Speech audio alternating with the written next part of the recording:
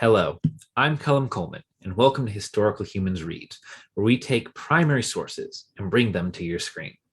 Today, we are reading From Their Eyes Were Watching God by American author, filmmaker, and anthropologist Zora Neale Hurston. This 1937 novel is considered a classic text of the Harlem Renaissance and Hurston's most pivotal work.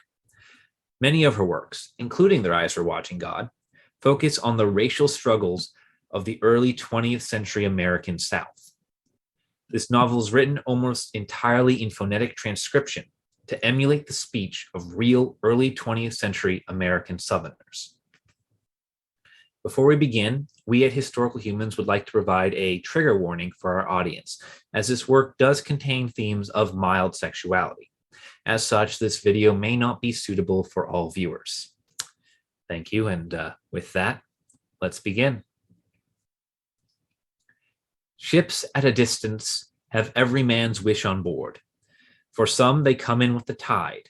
For others, they sail forever on the horizon, never out of sight, never landing until the watcher turns his eyes away in resignation, his dreams mocked to death by time. That is the life of men. Now, women forget all those things they don't want to remember, and remember everything they don't want to forget. The dream is the truth. Then they act and do things accordingly. So the beginning of this was a woman, and she had come back from burying the dead, not the dead of sick and ailing friends at the pillow and the feet. She had come back from the sodden and the bloated, the sudden dead, their eyes flung wide open in judgment. The people all saw her come because it was sundown. The sun was gone, but he had left his footprints in the sky.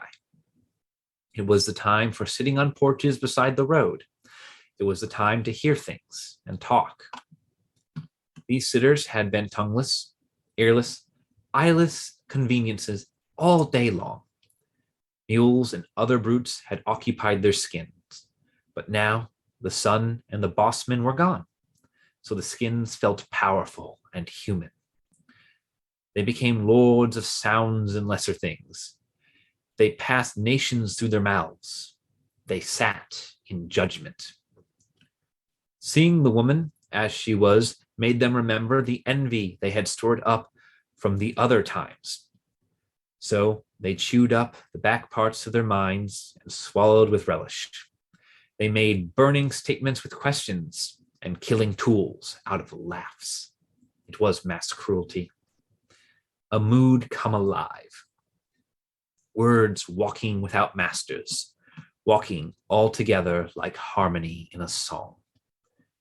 What she doin' come back here in them overalls? Can't she find no dress to put on? Where's that blue satin dress she left here in? Where all that money her husband took and died and left her? What that old 40-year-old woman doin' with her hair swinging down her back like some young gal? Where she left that young lad of a boy she went off here with? Thought she was going to marry? Where he left her? Well, he done with all her money. Bet you he off with some gal so young she ain't even got no hairs. Why, she don't stay in her class.